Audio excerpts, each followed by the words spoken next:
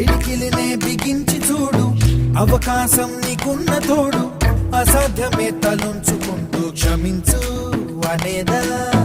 రేపుందని లోకాన్ని నమ్మి అలసటతో ఆగదు భూమి, గిరాగిరా తిరిగేస్తుంది క్రమంగా మహస్థిరంగా. ప్రతి కళ నిజమవుతుంది ప్రయత్నమే ఉంటే, ప్రతీకమే నువ్వు అవుతావు ప్రవర్తనే ఉంటే.